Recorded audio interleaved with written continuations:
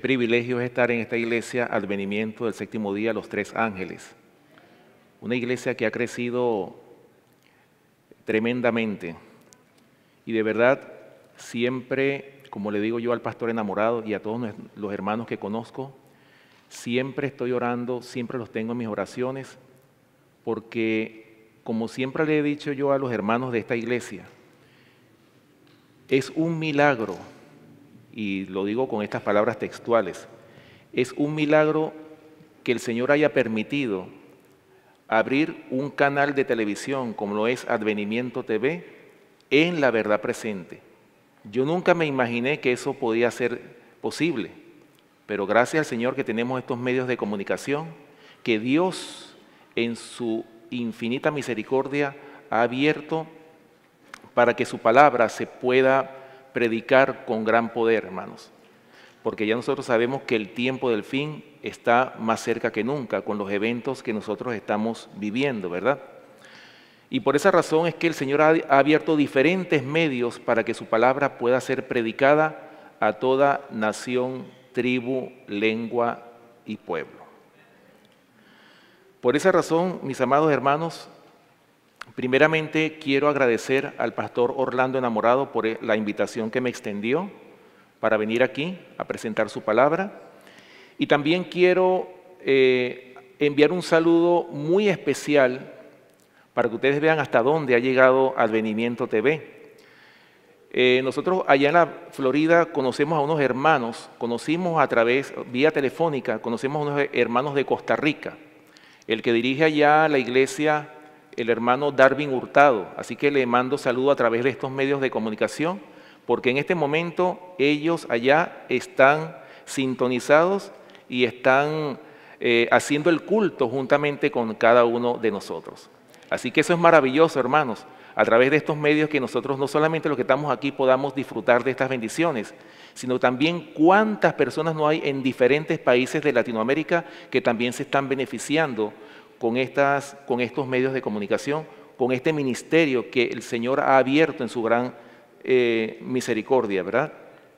Y también quiero enviar un saludo muy especial para mi querida hija Ivette Saraí. Ella está allá en Venezuela. En este momento ella me dijo, papá, quiero verte, quiero sintonizar el canal y me estaba preguntando cómo hacerlo. Así que un saludo, querida hija, desde aquí de la iglesia Advenimiento del Séptimo Día, Los Tres Ángeles. Y también a todos aquellos que están sintonizando este canal en diferentes lugares de este mundo. Así que, hermanos, ya como lo habían anunciado a través del promo, ¿verdad?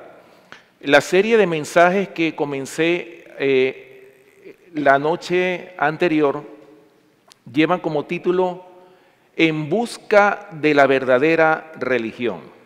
Y el tema de hoy, especialmente en el culto divino, se titula Nuestra religión ha sido cambiada. ¿Creen ustedes, hermanos, que nuestra religión adventista del séptimo día ha sido cambiada? ¿Qué creen ustedes? ¿Verdad que sí? Tristemente, la religión nuestra ha sido cambiada, ha sido mezclada con el error. Y por esa razón el Señor en estos postreros tiempos ha levantado a estos ministerios de sostén propio para que la obra que no se ha hecho en la iglesia nominal se pueda hacer a través de los ministerios de sostén propio. O sea, en otras palabras, ser reparadores de portillos, restauradores de calzadas para habitar. Así que vamos a comenzar con el versículo, vamos a buscar en nuestras Biblias, porque a mí me gusta usar mucho la Biblia y también el espíritu de la profecía. Recuerden que esa es nuestra norma de fe. Recuerden, la Biblia y el espíritu de profecía. Esa es la razón de nuestra fe. Vamos a buscar en nuestras Biblias, primeramente Isaías, capítulo 3, versículo 12. Para que ustedes vean, hermanos, que el cambio de la religión no se limita solamente a los tiempos postreros que nosotros estamos viviendo, en estos tiempos finales. También en los tiempos antiguos, Desde que el pecado entró en este mundo, hemos tenido, hermanos, constantemente un cambio en la religión, producida por el enemigo de las almas. Ya ustedes saben muy bien cuál es el enemigo o el archienemigo número uno del ser humano. ¿Cuál es?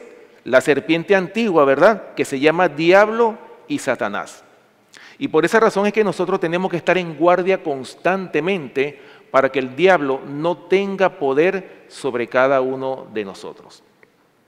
Escuchen lo que dice aquí el profeta Isaías, en Isaías capítulo 3, versículo 12. Dice: los opresores de mi pueblo son muchachos y mujeres se enseñorearon de él. Pueblo mío, los que te guían te engañan y tuercen el curso de tus caminos. Qué triste, ¿verdad? Que los líderes religiosos en los tiempos del profeta Isaías, ¿qué era lo que estaban haciendo con el pueblo de Dios? Estaban torciendo la palabra de Dios, estaban engañando al pueblo de Dios en ese tiempo. Pero fíjense, hermanos, que ese problema no solamente se limita a los tiempos del profeta Isaías. Vemos también en los tiempos del apóstol Pablo, también el mismo problema. Vamos a buscarlo en nuestras Biblias. Gálatas capítulo 1, versículos del 6 hasta el 10. El apóstol Pablo también tuvo muchos problemas. Recuerden que el apóstol Pablo fue llamado el apóstol de los gentiles. Y él era supervisor de iglesias, era obispo de iglesias, el apóstol Pablo. Él fundó muchas iglesias, pero él siempre, fíjense bien, no es solamente abrir una iglesia por abrirla y dejarla al abandono. El apóstol Pablo seguía, le hacía seguimiento a cada iglesia que él fundaba. Le hacía un seguimiento, siempre estaba pendiente de su congregación. ¿Para qué? Para que la congregación no se extraviara hacia una falsa doctrina. Fíjense bien lo que el apóstol Pablo le dice a los Gálatas. Gálatas capítulo 1, y vamos a leer los versículos del 6 hasta el 10. Para que ustedes vean que el problema no es de ahora solamente. El problema también ha existido mucho antes que nosotros viviésemos. Gálatas capítulo 1, versículos del 6 hasta el 10. Fíjense lo que dice. Estoy maravillado, dice el apóstol Pablo, de que tan pronto os hayáis alejado del que os llamó por la gracia de Cristo para seguir un evangelio diferente. No que haya otro, sino que hay algunos que os perturban y quieren pervertir el evangelio de Cristo. Mas si aún nosotros o un ángel del cielo os anunciare otro evangelio diferente del que os hemos anunciado, sea anatema. Como antes hemos dicho, también ahora lo repito. Si alguno os predica diferente evangelio del que habéis recibido, sea anatema.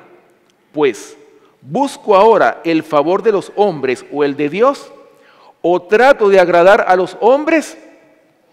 Pues si todavía agradara a los hombres, dice Pablo, no sería siervo de Cristo.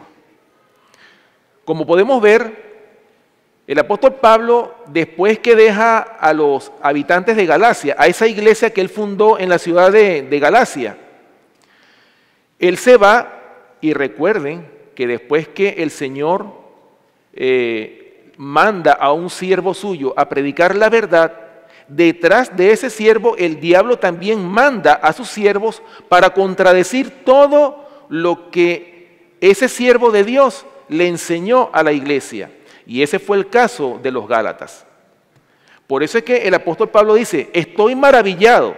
En otras palabras pudiéramos decir, ¿cómo es posible que ustedes que recibieron la verdad presente se hayan ido a escuchar el error?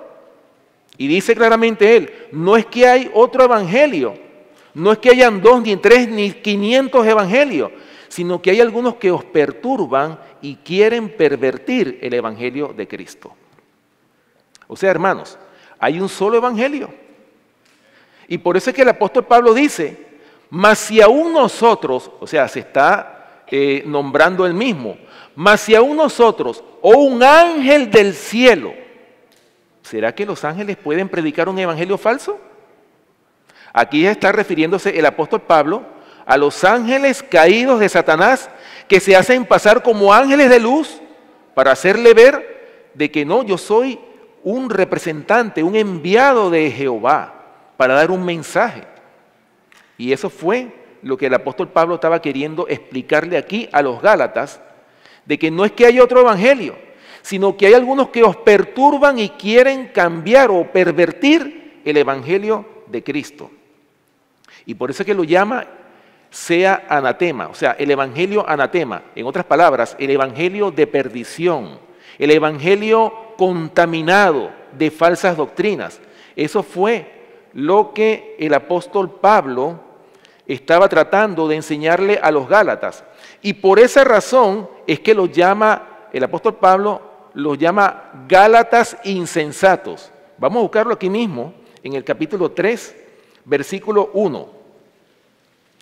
Para que ustedes vean, hermanos, lo que es la insensatez. Hablando de las vírgenes prudentes y las vírgenes insensatas también. Gálatas capítulo 3, versículo 1 dice, oh Gálatas insensatos, ¿quién os fascinó para no obedecer la verdad? A vosotros, ante cuyos ojos Jesucristo ya fue presentado claramente entre vosotros como crucificados. ¿Se dan cuenta?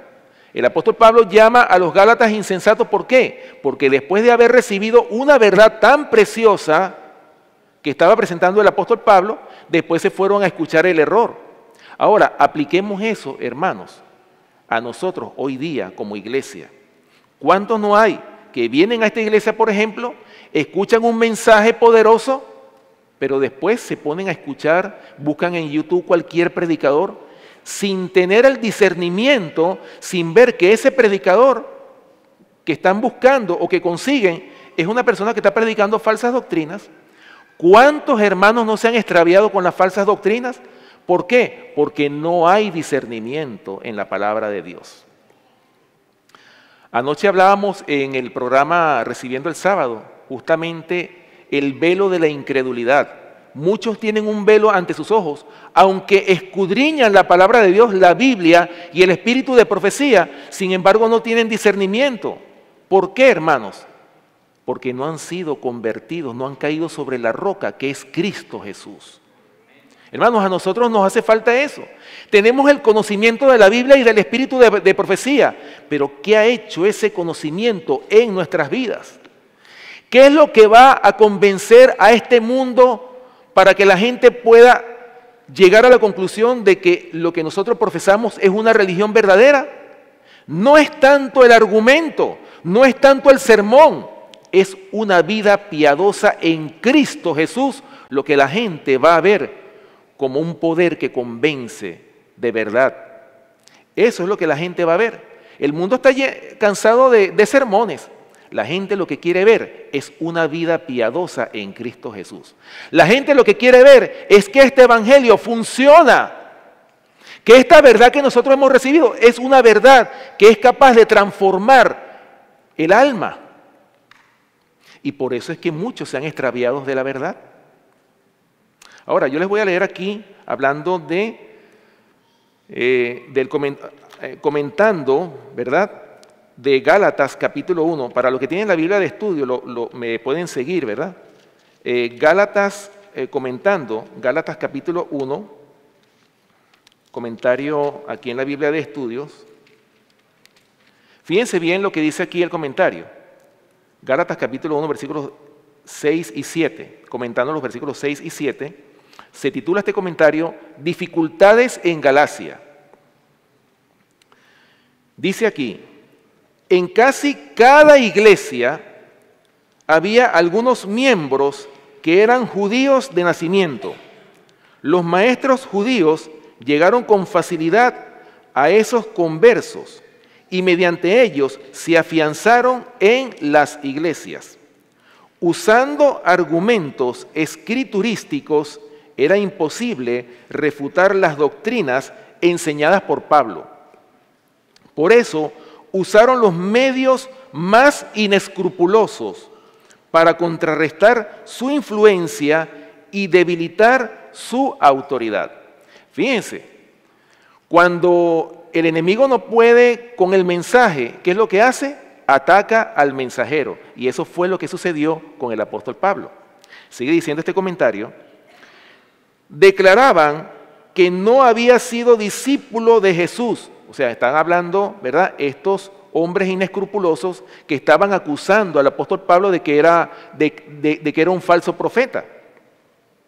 Ni había sido comisionado por él, pero que, sin embargo, se había atrevido a enseñar doctrinas directamente opuestas a las anunciadas por Pedro, Santiago y los otros apóstoles. De esta manera, los emisarios del judaísmo tuvieron éxito en alejar de su maestro en el Evangelio a muchos de los conversos cristianos. Luego de triunfar en este punto, los inducían a que volvieran a la observancia de la ley ceremonial como esencial para la salvación. La fe en Cristo y la obediencia y la observancia de los 10 mandamientos eran consideradas como de menor importancia. Divisiones, herejías y sensualismo se propagaban rápidamente entre los creyentes de Galacia. El alma de Pablo, sigue diciendo aquí, estaba conmovida cuando vio los males que amenazaban con destruir rápidamente a esas iglesias. Inmediatamente escribió a los Gálatas, expuso las falsas teorías de ellos y con gran severidad reprochó a los que se habían apartado de la fe. ¿Se dan cuenta? Estos hombres inescrupulosos no pudieron con el mensaje que Pablo les estaba predicando a los Gálatas. ¿Y qué fue lo que hicieron ellos? Utilizaron y criticaron inclusive al apóstol Pablo diciendo que él no era parte de los apóstoles y que él no había estado con Jesús. Y aún así también decía que él estaba enseñando herejías. O sea, que ellos volvieron otra vez, la intención de ellos era que el pueblo judío volviera otra vez a la observancia de la ley, de los sacrificios y las ofrendas, cuando ya nosotros sabemos, cuando Cristo muere en la cruz del Calvario, la parte de la ley que fue clavada en la cruz, ¿cuál fue? La ley de los sacrificios y las ofrendas, una vez que Cristo muere en la cruz del Calvario. Por eso es que a Pablo le fue bien difícil predicar que el que había sido crucificado en medio de 2 ladrones era nada más y nada menos que el Mesías que ellos estaban esperando.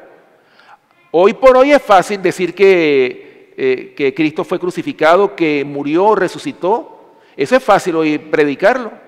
Pero en los tiempos del apóstol Pablo eso era bien difícil. ¿Quién iba a creer que el que había sido crucificado en medio de esos ladrones era nada más y nada menos que Jesús, el Hijo de Dios? Casi nadie lo creía. Pero los apóstoles, los hombres humildes, los hombres que fueron impresionados sus corazones con el mensaje que tanto Juan el Bautista como Jesús había predicado, ellos sí creyeron en que Él era nada más y nada menos que el Hijo de Dios, el Mesías prometido. Así que, fíjense, por eso, hermanos, es muy importante, y yo siempre hago mucho énfasis en esto. Así como el apóstol Pablo tuvo problemas con las iglesias que él supervisaba, hoy por hoy los pastores de estos ministerios de sostén propio, como este ministerio, como el ministerio del pastor Pérez, siempre tenemos el peligro de que se levantan hombres a predicar falsas doctrinas, a querer descarriar la iglesia. Por eso es que tenemos que tener mucho cuidado, y yo siempre hago énfasis en esto. Tenemos, hermanos, que cuidar el púlpito. No cualquiera se puede parar en este púlpito a predicar un mensaje. Por eso es importante que nosotros sepamos las credenciales, digo las credenciales o digamos el historial de la persona que va a predicar en nuestras iglesias, para que no haya confusión, porque Dios no es un Dios de confusión, es un Dios de verdad, un Dios de claridad, un Dios que nos ha dado un mensaje precioso que nosotros tenemos que prepararnos para también dárselo al mundo.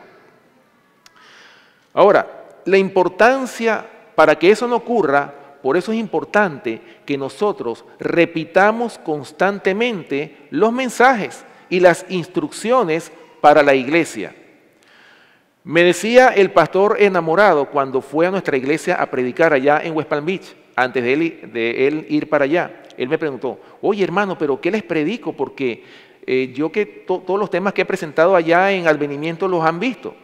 Y yo le dije al pastor, pastor, no se preocupe, porque a veces es necesario que los mensajes que usted ha predicado se vuelvan a repetir. ¿Cuál es el problema? La iglesia lo necesita. Ahora, esto no es un invento mío. Eso está sustentado con la palabra de Dios. Vamos a buscarlo, para que ustedes vean la importancia que tiene la repetición. Deuteronomio capítulo 6, versículos del 4 hasta el 9. Miren el método que Dios usó para adoctrinar a su pueblo que estaba en el desierto. Deuteronomio capítulo 6, y vamos a leer los versículos del 4 hasta el 9.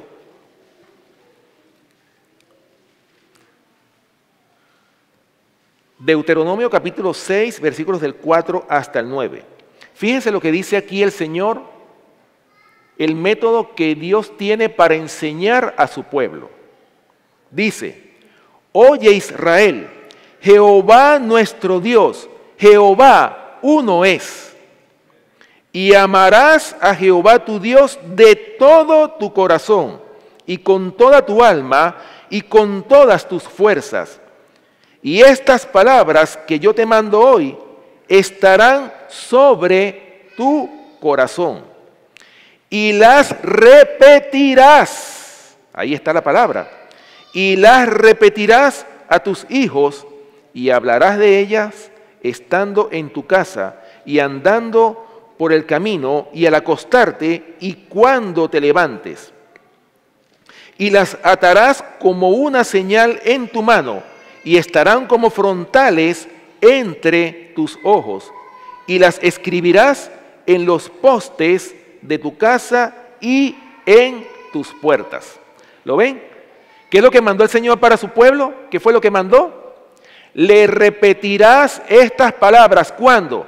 En la mañana, al mediodía, en la tarde, cuando se levantan, cuando se acuestan, cuando van a comer. Y no solo eso, sino que el Señor dice que las escribirás en las paredes de tu casa, en los postes, en todas partes. Y fíjense, el Señor está en contra de las imágenes. Ya que Dios nos prohíbe tener imágenes en nuestras casas, entonces, ¿qué podemos hacer? Pongamos en nuestras casas, ¿verdad?, los mandamientos o cualquier cita que a ustedes se les ocurra en nuestras casas. ¿Para qué? Para recordarnos siempre de la instrucción que el Señor nos da constantemente. ¿Por qué? Porque el hombre siempre ha sido dado al olvido. Tenemos la tendencia a olvidarnos. Y fíjense qué astuto es el mundo, que el mundo ha utilizado el método de la repetición, especialmente en la publicidad. ¿Cuánto éxito no ha tenido la publicidad? ¿Por qué? Porque ellos constantemente repiten que consuman un determinado producto y repiten constantemente, y la persona ya llega un momento en que inconscientemente compra el producto que están promocionando. Bueno, hermanos, si el mundo trabaja así, ¿por qué nosotros como iglesia no podemos hacer lo mismo? Si el Señor nos ha dado este método, el método de la repetición, ¿para qué? Para que esas palabras se queden guardadas en nuestros corazones. Fíjense lo que dice, hablando de la importancia que tiene la repetición. Vamos ahora a buscar la lectura bíblica. Segunda de Pedro, capítulo 1, versículo 12. Y es muy importante este versículo para este mensaje. Segunda de Pedro, capítulo 1, versículo 12. Hablando, por supuesto, de la importancia de la repetición. ¿Para qué? Para que nosotros no caigamos en un cambio de la religión verdadera. Segunda de Pedro, capítulo 1, versículo 12. Fíjense lo que dice. Por esto, dice aquí el apóstol Pedro, yo no dejaré de recordaros siempre estas cosas, aunque vosotros las sepáis y estéis confirmados en la verdad presente. ¿Se dan cuenta? Aunque ustedes sepan este mensaje, aunque nosotros conozcamos la Biblia de tapa a tapa, ¿qué es lo que manda el Señor? Les repetirás esas palabras. ¿Para qué? Hermanos, eso es como una salvaguardia para que nosotros no caigamos en las falsas doctrinas. Y mucho menos cambiemos la religión que el Señor nos ha dado a cada uno de nosotros. No nos cabe la menor duda de que nosotros tenemos la verdad. ¿Tenemos la verdad o no tenemos la verdad? ¿Verdad que sí? Nosotros somos un pueblo privilegiado. Y como se hablaba esta mañana en la escuela sabática, el Señor nos ha dado a nosotros no solamente un mensaje, sino un estilo de vida. Tanto es así que hasta nos invita a salir fuera de las ciudades para vivir en el campo, para ejercer una obra, para dar un mensaje, para prepararnos para depender del Dios creador de los cielos y de la tierra. Ahora, fíjense bien, hermanos, yo les voy a leer aquí una cita que se encuentran en Mensajes Selectos, tomo 1, página 238 y 239. Yo lo considero este mensaje como una profecía. Esto es una profecía que en nuestros tiempos ya se ha cumplido esta profecía. Yo la voy a leer completa, pero la vamos a analizar punto por la gran importancia que esta cita tiene en relación al cambio de la religión.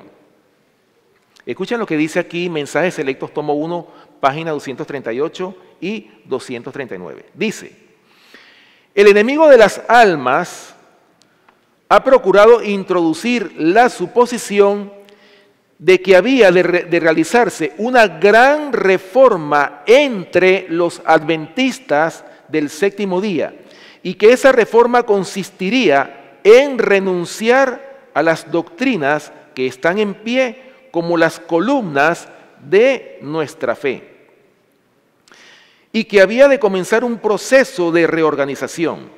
Si se efectuara esta reforma, ¿qué resultaría? Los principios de verdad que Dios en su sabiduría ha dado a la iglesia remanente serían descartados. Sería cambiada nuestra religión. Los principios fundamentales que han sostenido la obra durante los últimos 50 años serían considerados como error. Se establecería una nueva organización. Se escribirían libros de una nueva orientación. Se introduciría un sistema de filosofía intelectual. Los fundadores de ese sistema irían a las ciudades y harían una obra maravillosa. Por supuesto, se tendría poco en cuenta el sábado y también al Dios que lo creó. No se permitiría que nada se interpusiera en el camino del nuevo movimiento. Los dirigentes enseñarían que la virtud es mejor que el vicio, pero habiendo puesto de lado a Dios, resolverían depender del poder humano que no tiene valor sin Dios. Su fundamento estaría edificado sobre la arena y la tormenta y la tempestad barrerían la estructura. ¿Quién tiene autoridad para comenzar un movimiento tal? Dice la sierva del Señor. Tenemos nuestras Biblias, tenemos nuestra experiencia testificada por la operación milagrosa del Espíritu Santo. Tenemos una verdad que no admite transigencias. ¿No repudiaremos todo lo que no esté en armonía con esta verdad? Se pregunta ella. Y fíjense lo que termina diciendo esta cita. Vacilé y me demoré en enviar lo que el Espíritu de Dios me impelía a escribir. no quería ser compelida a presentar la influencia desorientadora de esas falsedades, pero en la providencia de Dios, los errores que han estado entrando debían ser afrontados.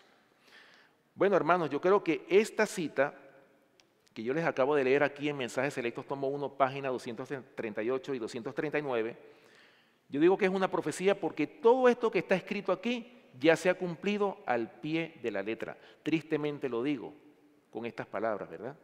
Ahora fíjense bien, hermanos. Hablando, si nosotros nos ponemos a analizar punto por punto esta cita, fíjense bien de lo que ella habla. Ella está hablando aquí de un cambio de religión y eso fue lo que el enemigo de las almas indujo a hacer. Por eso dice aquí que el enemigo de las almas introdujo la suposición de que debía realizarse una gran reforma entre los adventistas del séptimo día. Pero ojalá que esa reforma fuera para mejorar y no para empeorar. ¿Estamos de acuerdo? Ahora, esa reforma que el enemigo de las almas estaba sugiriendo, ¿en qué consistía? En renunciar a las doctrinas que son las columnas de nuestra fe. Ahora, ¿cuáles son las columnas de nuestra fe? Estamos, ¿verdad? Podemos mencionar la reforma pro salud, el sábado, la ley de Dios, el mensaje de los 3 ángeles, el santuario, el sábado, en fin, tenemos las columnas de nuestra fe, de nuestra doctrina. Si nosotros renunciamos a eso, hermanos, ¿cuál sería el resultado de renunciar a las columnas de nuestra fe? Los principios que Dios le dio a su iglesia, dice ella, serían descartados. ¿Acaso eso no está pasando hoy día, hermanos? ¿Acaso no ha sucedido eso? Otra cosa que sucedería o resultaría, sería cambiada nuestra religión. Y eso es lo que nosotros estamos viendo. Los principios que han sostenido la obra por más de 50 años serían considerados como error. Y miren lo que dice el apóstol Pedro, vamos a buscar en 2 de Pedro, capítulo 3, versículos 15 y 16, hablando por supuesto de ese cambio de religión, de ese renunciamiento a los principios que son las columnas de nuestra fe. 2 de Pedro, capítulo 3, versículos 15 y 16, dice: y tened entendido que la paciencia de nuestro Señor es para salvación, como también nuestro amado hermano Pablo, según la sabiduría que le ha sido dada, os ha escrito, casi en todas sus epístolas, hablando en ellas de estas cosas, entre las cuales hay algunas difíciles de entender, las cuales los indoctos e inconstantes tuercen, como también las otras escrituras, para su propia perdición. ¿Cuántos hermanos no hay que han torcido la palabra de Dios? Porque recuerden, Dios ha revelado algunas cosas en su palabra, pero Dios no ha revelado toda la palabra. Hay misterios que siguen siendo misterios, pero ¿cuántos hermanos no se han levantado para tratar de explicar los misterios que Dios tiene en su palabra? Por eso es que han entrado en terreno encantado del enemigo. Y por eso esas personas que están predicando estas herejías son los que están extraviando a la gran mayoría de hombres y mujeres sinceros que están buscando la verdad. Por eso, hermanos, el nombre de esta serie es En busca de la verdadera religión. ¿Estamos nosotros en busca de esa verdadera religión? ¿O es que ya la encontramos? Hermanos, aquí la tenemos. Aquí está la verdadera religión. No tenemos nosotros que ir a YouTube o las redes sociales o cuántas personas se consiguen que contradicen lo que la Biblia y el espíritu de profecía enseñan. Allá en nuestra iglesia, tristemente, un hermano, y les digo esto, un hermano que predicaba en nuestra iglesia allá en West Palm Beach, ese hermano empezó a contemplar lo que no tenía que contemplar y encontró videos que decían que el espíritu de profecía era una falsedad, de que ella era una falsa profeta, y después encontró de que la Biblia no era inspirada ¿Y dónde terminó ese pobre hermano? Terminó fuera del mensaje. Una vez se presentó hasta, bueno, en ropa que no era de sábado. Hermanos, nosotros estamos orando por ese hermano. Nos da una tristeza y su esposa llora amargamente todo el tiempo. ¿Por qué? Porque, bueno, primeramente es un hermano. ¿Y quién quiere que nuestros hermanos apostaten y se vayan al mundo? Sino más bien queremos que el mundo venga a nosotros para que conozcan estas preciosas verdades. Nosotros somos los llamados a dar este mensaje, pero tenemos que educarnos en la verdad, no en el error, no en esa curiosidad indebida que habla el apóstol Pablo. La sierva del Señor habla mucho de eso. ¿Por qué? Porque se tiene comezón de oír un mensaje nuevo y extraño. ¿Cuántos no orientan su religión hacia las noticias? Hay hermanos que se la pasan buscando noticias y todo lo que está pasando. Pero ¿y dónde está el Señor? ¿Dónde está Cristo? ¿Dónde está nuestro Salvador? Que nos va a proteger de ese poderoso engaño que viene. Hermanos, nosotros necesitamos ser convertidos hoy día. Necesitamos conocer a ese Salvador precioso que siempre invocamos, que a veces es un extraño para nosotros. Continuando con los puntos que leímos en esta cita del mensaje Selectos tomo 1, página 238 y 239, dice también, entre los puntos que leímos, dice que se establecería una nueva organización. Y lo decimos con tristeza, no con ánimo de criticar a ninguna iglesia en particular. Pero ¿qué ha pasado con nuestra iglesia, con la iglesia adventista del séptimo día? ¿Acaso no cambió la religión? ¿No cambió el logo? Ya no es el logo del mensaje de los tres ángeles. Y ahora tiene un logo ecuménico. ¿Y cuántas cosas no se han cambiado? Tristemente lo decimos, con mucha lástima. Por eso, mis amados hermanos, el Señor ha levantado estos ministerios de sostén propio, no para llevarle la contraria a ellos, sino ¿para qué? Para levantar en alto los principios, esos principios que han sido derrumbados por el enemigo. Nosotros somos los responsables de levantar todos esos principios, levantarlos como un estandarte en contra del error. Somos nosotros los llamados. Otra cosa que exalta esta cita de Mensajes Selectos, tomo 1, página 238 y 239. Dice que se escribirían libros de una nueva orientación. Y aquí no se está refiriendo solamente a los libros escritos por pastores, mensajes que son erróneos completamente, sino hasta los mismos libros del espíritu de profecía. Fíjense lo que la sierva del Señor dice. Por eso que nosotros tenemos que darle un uso adecuado a los testimonios cuando nosotros vamos a presentar un tema. Escuchen lo que dice ella aquí mismo en este libro, Mensajes Selectos, tomo 1, en la página 65 y 66, acerca del uso de los testimonios. Y lo digo para los que predican. Nosotros cuando vamos a presentar un mensaje, hermanos, tenemos que estar seguros de lo que vamos a presentar. Que esté de acuerdo la Biblia, que esté en su contexto, tanto la Biblia como el espíritu de la profecía.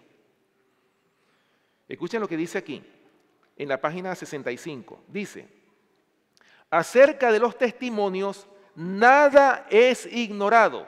¿Acerca de qué? De los testimonios, en otras palabras, el espíritu de la profecía. ¿Ok?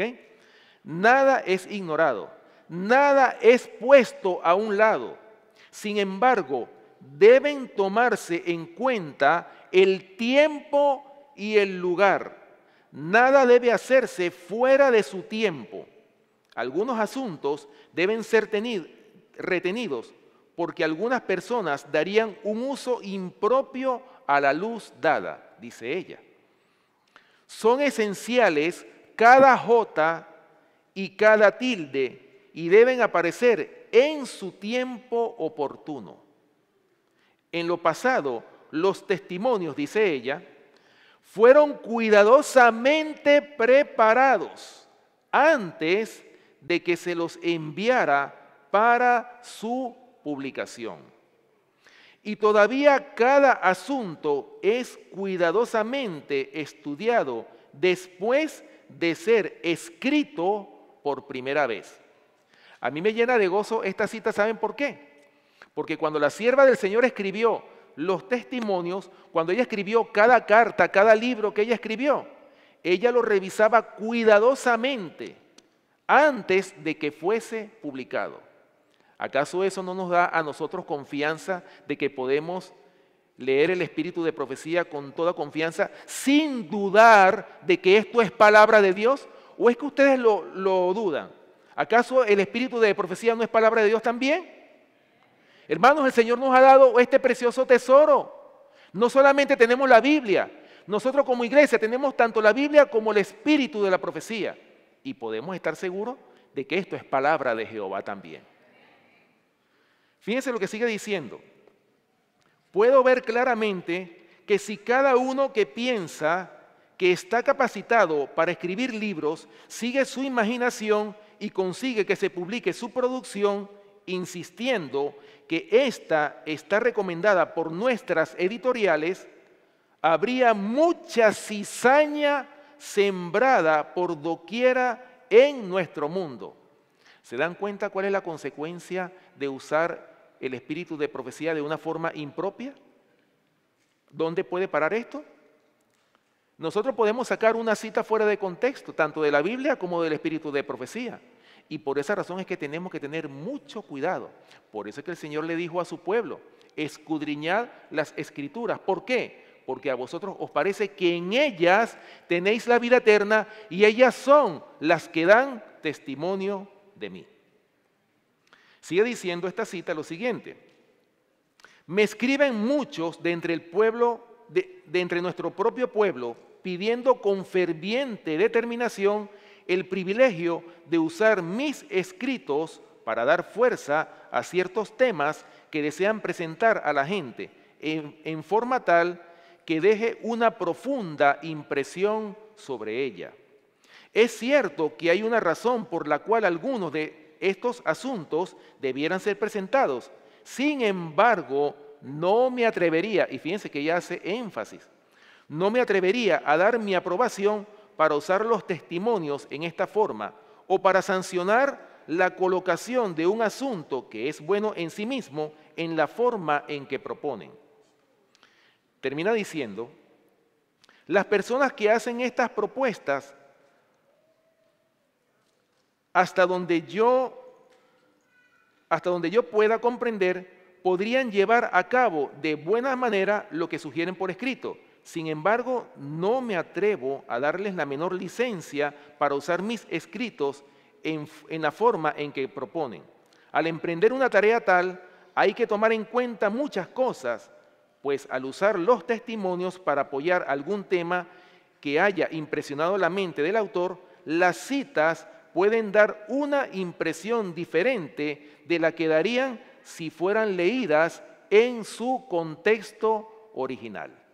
¿Se dan cuenta, hermanos, la importancia que tiene que nosotros le demos un uso adecuado al espíritu de la profecía? ¿Por qué? Porque ¿cuántos libros no se han escrito? Pastores que han escrito libros que citan el espíritu de la profecía, pero a veces citan un pedacito. Yo a veces he visto que citan solamente un extracto, pero ese extracto que citan está fuera de su contexto y da otra impresión diferente de la que daría si estuviera leída en su contexto original. Hermanos, por esa razón es que dice ella aquí en la cita que leímos al principio. Fíjense lo que termina diciendo, los puntos que estamos resaltando de este cambio de la religión que ella habla aquí en Mensajes Selectos, tomo 1. Dice, se introduciría un sistema de filosofía intelectual.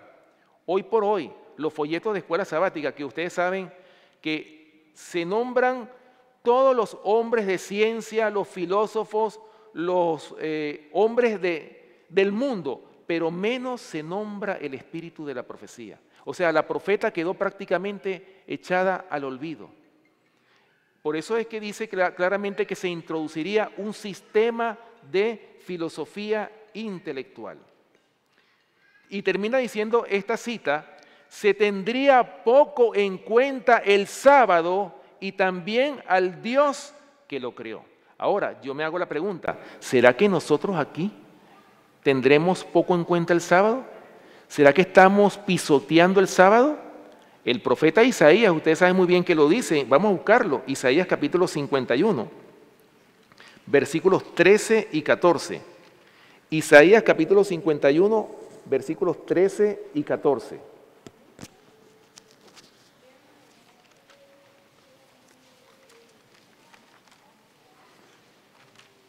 Isaías capítulo 58, versículos 13 y 14. Hablando del día de sábado.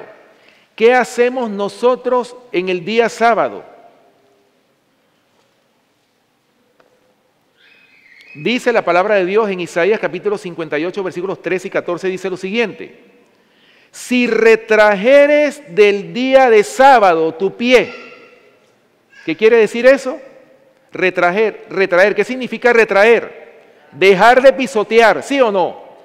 Si retrajeres del día de sábado tu pie, de hacer tu voluntad en mi día santo, y lo llamares delicia santo, glorioso de Jehová, y lo venerares, no andando en tus propios caminos, ni buscando tu voluntad, ni hablando tus propias palabras, entonces te deleitarás en Jehová, y yo te haré subir sobre las alturas de la tierra, y te daré a comer la heredad de Jacob tu padre, porque la boca de Jehová lo ha hablado.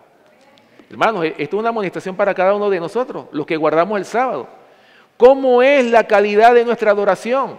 Desde que comienza el sábado, de puesta del sol a puesta del sol, ¿cómo son nuestras palabras? ¿Será que estamos hablando nuestras propias palabras? ¿Estamos glorificando el nombre del Señor?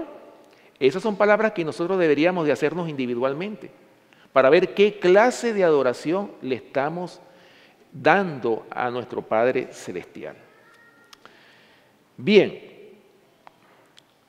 bueno, hay muchos versículos que también nos confirman, otros versículos más que nos hablan sobre el cambio de la religión.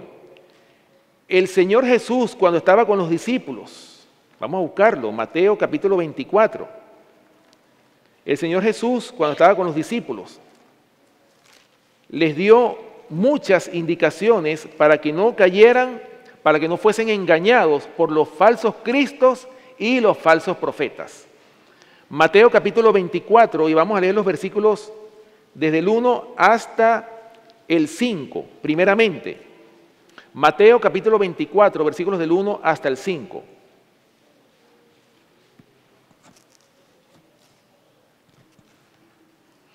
Mateo capítulo 24, versículos del 1 hasta el 5. ¿Ya lo tienen todos para leer todos juntos?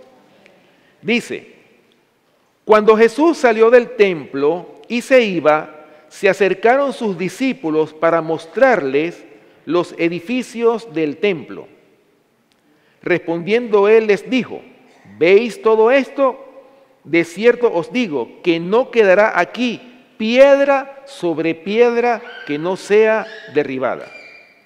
Y estando él sentado en el monte de los olivos, los discípulos se le acercaron aparte diciendo, dinos, ¿cuándo serán estas cosas y qué señal habrá de tu venida y del fin del siglo? Respondiendo Jesús les dijo, mirad que nadie os engañe. Porque vendrán muchos en mi nombre diciendo, yo soy el Cristo, y a muchos engañarán. ¿A cuántos van a engañar? A muchos, ¿sí o no? Versículo 11 dice, y muchos falsos profetas se levantarán y engañarán ¿a cuántos? A muchos.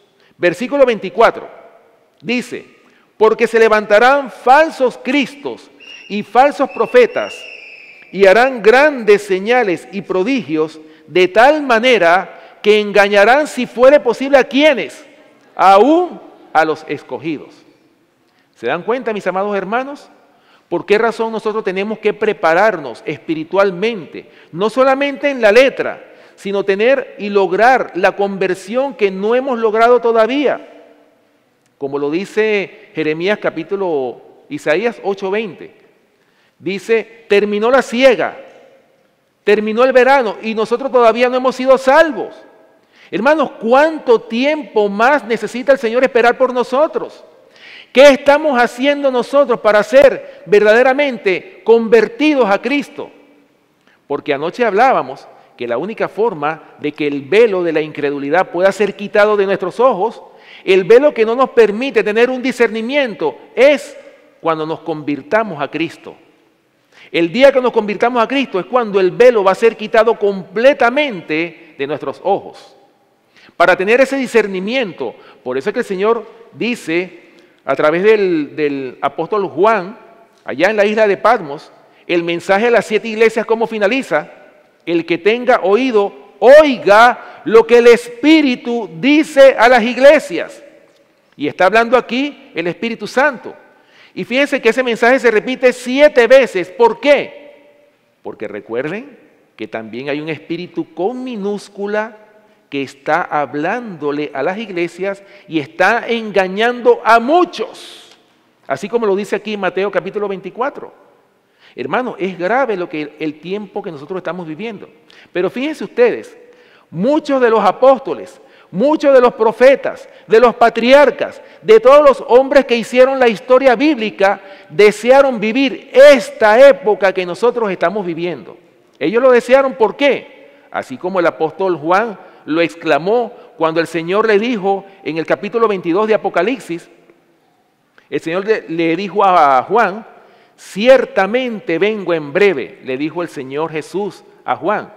¿Y cuál fue la exclamación de Juan? ¿Qué fue lo que dijo? Amén, sí, ven Señor Jesús. Hermanos, ¿ese es nuestro anhelo? ¿Será que todavía queremos vivir 1000 años más aquí en la tierra? ¿Será que todavía tenemos planes para vivir aquí 1000 años todavía?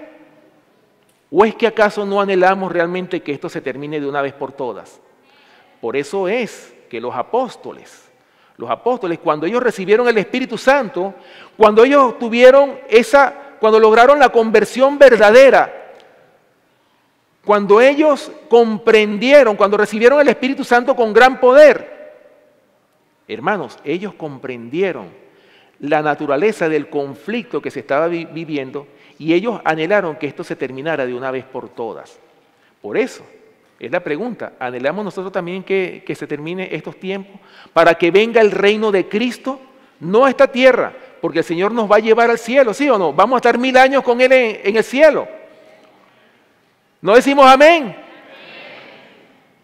Yo creo que ese es el anhelo y esa es la razón por la cual estamos nosotros aquí en la iglesia. ¿Por qué? La esperanza bienaventurada del pronto regreso de nuestro Señor y Salvador Jesucristo. Ese es el propósito por el cual estamos aquí en la iglesia, ¿verdad? Ok, otros versículos que hablan también del cambio de la religión, del engaño que iba a venir en estos postreros tiempos. Primera de Timoteo, vamos a buscar en nuestras Biblias, Primera de Timoteo, capítulo 4, versículo 1. Escuchen bien cómo el apóstol Pablo estuvo enseñando a este joven Timoteo, que más tarde, cuando el apóstol Pablo terminó su ministerio, le entregó el ministerio que él estaba administrando, se lo entregó al joven Timoteo. Primera de Timoteo capítulo 4 versículo 1, fíjense lo que dice. Y esto es para nosotros, estas palabras. Primera de Timoteo capítulo 4 versículo 1, fíjense lo que dice. Pero el Espíritu dice claramente que en los postreros tiempos, ¿cuándo? En los postreros tiempos, algunos apostatarán de la fe, escuchando a espíritus engañadores y a doctrinas de demonios. ¿Se dan cuenta, hermanos, el peligro que corremos nosotros? ¿Se dan cuenta el peligro que corremos si nosotros no dedicamos tiempo al culto personal? ¿Será que los afanes de esta vida nos tienen atados de la mano y no tenemos tiempo para dedicarlo al Señor? Estudiando tanto la Biblia como el espíritu de la profecía. ¿Cuál es nuestra prioridad en este tiempo? ¿Será que el Señor tiene el primer lugar o tiene el último lugar en nuestras prioridades? Hagámonos esa pregunta individualmente cada uno de nosotros. Segunda de Tesalonicenses, capítulo 2, versículos del 8 hasta el 12. Segunda de Tesalonicenses, capítulo 2, versículos desde el 8 hasta el 12, hablando del hombre de pecado, ¿verdad? El hijo de perdición. Segunda de Tesalonicenses, capítulo 2, versículos del 8 hasta el 12. Fíjense lo que dice aquí el apóstol Pablo. Y entonces se manifestará aquel inicuo, a quien el Señor matará con el espíritu de su boca y destruirá con el resplandor de su venida. Inicuo, cuyo advenimiento es por obra de Satanás con gran poder y señales y prodigios mentirosos, con todo engaño de iniquidad para los que se pierden, por cuanto no recibieron el amor de la verdad para ser salvos. Por esto Dios les envía un poder engañoso para que crean la mentira, a fin de que sean condenados todos los que no creyeron a la verdad, sino que se complacieron en la injusticia. Qué triste, ¿verdad? ¿Cuántos no hay que han rechazado la verdad? ¿Y cuál es la consecuencia cuando nosotros rechazamos la verdad? ¿Qué es lo que sucede? Yo creo que Dios no quiere enviarnos a nosotros un espíritu de error. Somos nosotros los que elegimos ese camino. Pero el Señor anhela que nosotros todos estemos en la verdad, en el Evangelio eterno. Y hablando del Evangelio eterno, yo siempre se lo he dicho a los hermanos allá, el Evangelio eterno no es el nombre de un ministerio, o del ministerio del pastor Pérez o del pastor Hugo Gambetta, no. Hermanos, el Evangelio eterno es una experiencia que nosotros necesitamos vivir en estos posteriores tiempos. Es una experiencia, es un movimiento de los últimos tiempos. Es la experiencia de predicar al mundo el último mensaje de misericordia, el mensaje de los 3 ángeles. ¿Amén? ¿Por eso? Así es. Por esta razón, mis amados hermanos, es que el Señor siempre nos advierte. La palabra de Dios está llena de preciosas instrucciones. Yo creo que en este tiempo nadie tiene necesidad de perderse. Nadie tiene excusa de perderse. ¿Por qué? Porque el Señor nos ha dado suficientes evidencias en su palabra. Ahora, ¿por qué hay hermanos que todavía no entienden? ¿Por qué? Porque tienen el velo de la incredulidad en sus ojos. ¿Por qué? Porque han rechazado la verdad. Porque no recibieron el amor de la verdad en sus corazones. Jeremías capítulo 23, versículo 16. El profeta Jeremías también habla de ese cambio de religión. Casi todos los profetas en la Biblia, los que escribieron la palabra de Dios, hablan de ese peligro del cambio de la verdadera religión. Jeremías capítulo 23, versículo 16. Fíjense lo que dice.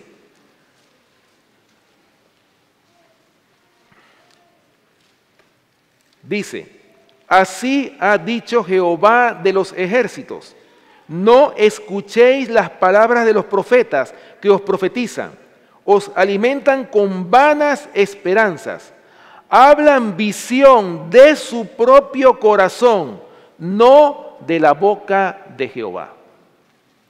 ¿Acaso no vemos este cuadro que se repite en nuestros tiempos? ¿Cuántos no hay que se autoproclaman ministros del Evangelio y están predicando herejías, hermanos? Están engañando a muchos cuando el Señor no ha hablado por ellos, sino han hablado visión de su propio corazón, como lo dice aquí Jeremías capítulo 23, versículo 16.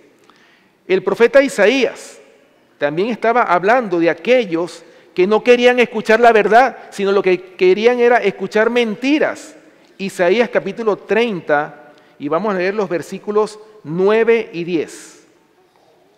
Isaías capítulo 30, versículos 9 y 10. Escuchen lo que dice aquí el profeta Isaías. Profetas que hablaron claro, hermanos. La palabra de Dios, yo siempre lo he dicho, es tan sencilla que hasta un niño la puede entender. Pero los hombres la han complicado. Por eso es que hay muchos que no entienden. Isaías capítulo 30, versículos 9 y 10. Fíjense lo que dice aquí el profeta Isaías.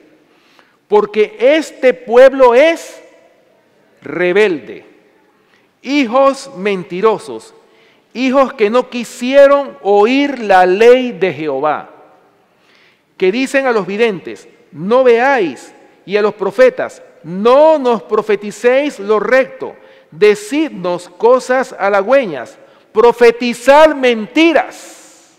¿Se dan cuenta en lo que ha llegado el pueblo de Dios? Porque eso no era solamente en los tiempos, en nuestro tiempo. En los tiempos de estos profetas también habían gente rebelde. Y ya nosotros conocemos la historia del pueblo de Israel. ¿Cuántas apostasías no sufrió el pueblo de Israel? Y tanto es así que la nación de Israel quedó diezmada prácticamente a una sola tribu, que fue la tribu de Judá. Y sin embargo el Señor después castigó a la tribu de Judá, mandándolos cautivos a Babilonia 70 años. ¿Con qué propósito Dios castiga? ¿Acaso Dios quiere castigar por castigar? El Señor castiga ¿por qué? Porque nos ama. Porque el Padre que ama a su Hijo, ¿qué hace? Lo castiga. ¿Para qué? Para que ande por el camino recto. Ese es el propósito del castigo, de la amonestación, de la vara de la corrección. Y eso es lo que el Señor utiliza para su pueblo. ¿Estamos de acuerdo? Pero fíjense ustedes, hermanos, eso no se queda ahí. El mismo profeta Isaías habla también de que en este tiempo, en los postreros tiempos, 7 mujeres iban a echar mano de un hombre. Vamos a buscarlo. Isaías capítulo 4, versículo 1. Isaías capítulo 4, versículo 1. Fíjense lo que dice, y este es un versículo bien impresionante que yo lo repito mucho. ¿Por qué? Porque nosotros estamos en este peligro de estas 7 mujeres. Fíjense lo que dice aquí la palabra de Dios en Isaías capítulo 4, versículo 1. Dice, echarán mano de un hombre, 7 mujeres en aquel tiempo diciendo, nosotras comeremos de nuestro pan y nos vestiremos de nuestras ropas. Solamente permítenos llevar tu nombre, quita nuestro oprobio. ¿Lo ven? En aquel tiempo, ¿en qué tiempo? En nuestro tiempo. Iban a echar mano de un hombre. ¿Quién es ese hombre? Cristo Jesús, ¿sí o no? ¿Cuántas mujeres? 7 mujeres que ya nosotros sabemos que mujer en la Biblia representa a iglesia, ¿verdad? O sea, 7 iglesias iban a echar mano de un hombre en aquel tiempo. ¿Pero qué era lo que estaban diciendo esas 7 mujeres o esas 7 iglesias?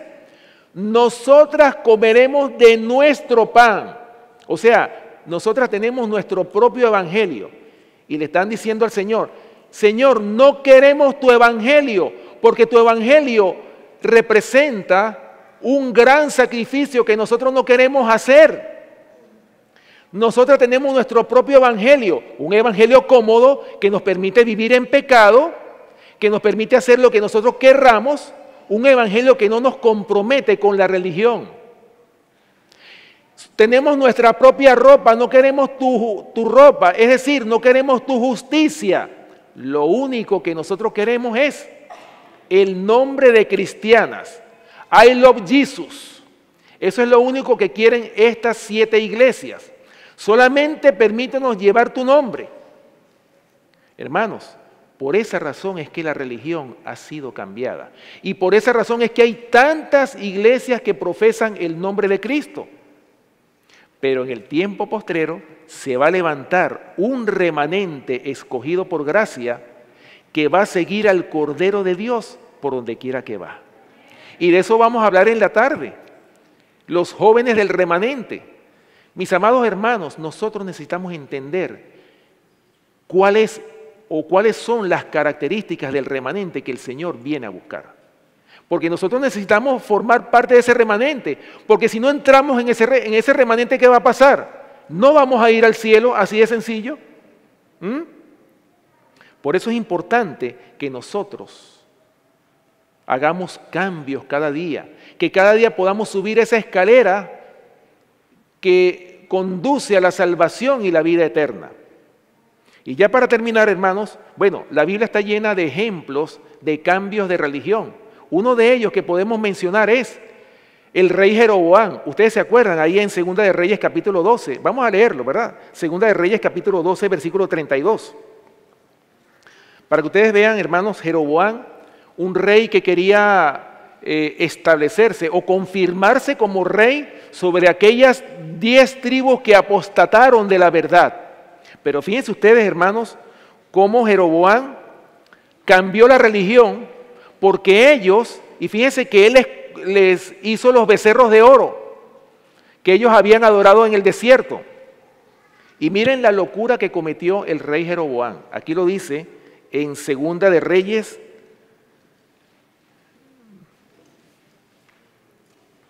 Primera de Reyes, disculpen hermanos, Primera de Reyes capítulo 12, versículo 32. Primera de Reyes capítulo 12, versículo 32. Fíjense bien, hermanos, el cambio que hizo el rey Jeroboam al celebrar la fiesta solemne de la expiación. Primera de Reyes capítulo 12, versículo 32. Fíjense lo que dice. Entonces instituyó Jeroboam fiesta solemne en el mes octavo a los 15 días del mes, conforme a la fiesta solemne que se celebraba en Judá, y sacrificó sobre un altar. Así hizo en Betel, ofreciendo sacrificios a los becerros que había hecho. Ordenó también en Betel sacerdotes para los lugares altos que él había fabricado. O sea, no solamente convocó fiesta solemne en el octavo mes, a los 15 días, como cuando ya ustedes saben que la fiesta solemne de la expiación, ¿cuándo se celebraba? En el mes séptimo, a los 10 días del mes. Esa era la fiesta solemne de la expiación. Pero ¿qué hizo Jeroboam? Cambió completamente la religión. ¿Están viendo ustedes, hermanos, cuál es el peligro que nosotros corremos hoy por hoy? ¿Cuál es la importancia que tenemos nosotros en confirmarnos en la verdad presente? ¿Por qué tenemos nosotros que estudiar todos los días la palabra de Dios? Pero no solamente estudiarla por estudiarla, tenemos que escudriñarla, pero escudriñarla con oración y si es posible con ayuno. ¿Para qué? Para estar confirmados en la verdad presente. Ese es el propósito. Y fíjense bien, ya para terminar voy a leer 2 citas para que ustedes vean, hermanos, la importancia de estar establecidos en la verdad presente. Testimonio para los ministros, página 265. Dice, no debemos introducir el mundo en la iglesia, ni casarlo con ella, estableciendo así un vínculo de unidad. De esta manera, la iglesia ciertamente se corromperá. Llegará a ser, como se declara en el Apocalipsis, albergue de toda ave inmunda y aborrecible. Vamos a buscar ese versículo, el mensaje del cuarto ángel, Apocalipsis capítulo 18, versículos del 1 hasta el 4. Apocalipsis capítulo 18, versículos del 1 al 4 dice, después de esto vi a otro ángel descender del cielo con gran poder, y la tierra fue alumbrada con su gloria. Y clamó con voz potente diciendo, ha caído la gran Babilonia y se ha hecho habitación de demonios y guarida de todo espíritu inmundo y albergue de toda ave inmunda y aborrecible. Porque todas las naciones han bebido del vino del furor de su fornicación. Y los reyes de la tierra han fornicado con ella. Y los mercaderes de la tierra se han enriquecido de la potencia de sus deleites. Y termina diciendo, y oí otra voz del cielo que decía, salid de ella, pueblo mío, para que no seáis partícipes de sus pecados, ni recibáis parte de sus plagas. ¿Lo ven? Hermanos, el Señor, va a llegar el día en que el Señor va a llamar a su pueblo a que salga de Babilonia. Porque ahora mismo, ¿cuántos no están en Babilonia que son sinceros de corazón? Recuerden, el Señor conoce cada uno de nuestros corazones. El Señor sabe quién es apto para el reino de los cielos, quién le está buscando en espíritu y en verdad. Pero va a llegar el momento en que el Señor va a llamar a su pueblo a que salga de Babilonia, y ese es el remanente en el cual todos nosotros tenemos que engancharnos. ¿Para qué? Para llegar al reino de los cielos. Y fíjense finalmente lo que dice esta cita, para que ustedes vean el peligro que corremos nosotros como grupo de sostén propio. Escuchen lo que dice aquí esta cita. Corremos el peligro, dice la sierva del Señor, en llegar a ser una hermana de la caída Babilonia. ¿Cuál es el peligro que corremos? ¿Cuál es el peligro que corremos? Corremos el peligro de llegar a ser una hermana de la caída Babilonia y permitir que nuestras iglesias se corrompan, se llenen de todo espíritu inmundo y alberguen a toda ave inmunda y aborrecible. O sea, hermano, ese peligro está latente dentro de nuestras iglesias. Y por eso es, mis amados hermanos, que nosotros como iglesia tenemos que ser vigilantes. Los líderes de esta iglesia y de nuestras iglesias en general tenemos que estar vigilantes. ¿Para qué? Para que nuestras iglesias no se llenen de toda ave inmunda y aborrecible, como lo dice Apocalipsis capítulo 18. Y que nuestra religión no se cambie, sino que estemos todos nosotros confirmados en la verdad presente de este evangelio eterno. Bueno, mis amados hermanos, que el Señor les bendiga y les invito pues que a todos los que puedan esta tarde vamos a continuar con esta charla, la tercera de esta serie, En busca de la verdadera religión. Depende de nosotros, hermanos, confirmarnos en esta verdad presente o no. Todo depende de nosotros, de cuán diligentes seamos, de que seamos como las vírgenes prudentes, que hicieron arreglos ¿para qué? Para estar confirmados en esta verdad presente. Que el Señor les bendiga.